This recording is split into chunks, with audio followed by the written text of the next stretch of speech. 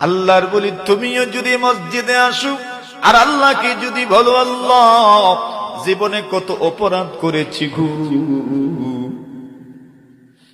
আমার অপরাধের ফিরিস্তি যদি আপনার সামনে পেশ করি, গুনতে গুনতে আমার সময় চলে যাবে, কিন্তু ফিরিস্তি শেষ হবে না।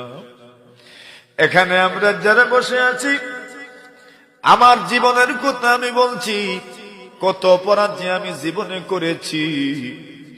আমার রব যদি আমাকে শাস্তি দেন, তবে আমি জান্নাতে যাওয়ার কোনো আশা করতে পারি না। আমি আর রাত্রে গোপনে লোকচক্ষুর আড়ালে আমি ঘরের দরজা বন্ধ করে কত গুনাহ করেছি, আমি ছাড়া আর কেউ জানে না। দুনিয়ার মানুষ বলে কত ভালো মানুষ, এটা তো দুঃখা ছাড়া আর কিছু নয়। মানুষ দেখে আর বলে ভালো মানুষ, কিন্তু আমি যে মানুষকে ধোঁকা দিই আমার আল্লাহ ছাড়া তো আর কেউ জানে না। আমি লোক সমাজে কত ভালো মানুষ সাজি, কিন্তু বাস্তবিক করতে আমার অন্তরটা ভালো নয়, আমার বিহেভিয়ার ভালো নয়, আমার অতীতটা ভালো নয়।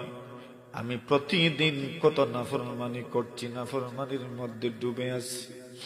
আল্লাহ বলেন টেনশন করিস না, আয় আমি তোর জন্য খুলে রেখেছি, একবার আইসা দেখ, আইসা দেখ, আমি আল্লাহ তোরে ধিক্কার দিয়ে বের করে দিব না, আমি তোরে ধাক্কা দিয়ে বের করে দিব না। তুই যদি ধীরে ধীরে আসিস, আমি আল্লাহ তোর চাইতে দ্রুত গতিতে তোরে আমার আপন করে নিব। मैं तमाइल बकरम हूँ, कोई साइल ही नहीं। मैं तमाइल बकरम हूँ, कोई साइल ही नहीं। राह दिखलाए कैसे, राहों में मंजिल ही नहीं। उमली জীবনে কত অপরাধ করেছি, জীবনে অপরাধ যা করেছি, অপরাধের বুঝে যদি আপনার কাছে নিয়ে আসি, আপনি আমার অপরাধ যদি দেখেন, আল্লাহ ও মালিক আপনি আমাকে শাস্তি দিলে, সারা জীবন শাস্তি দিলেও তো শেষ হবে না।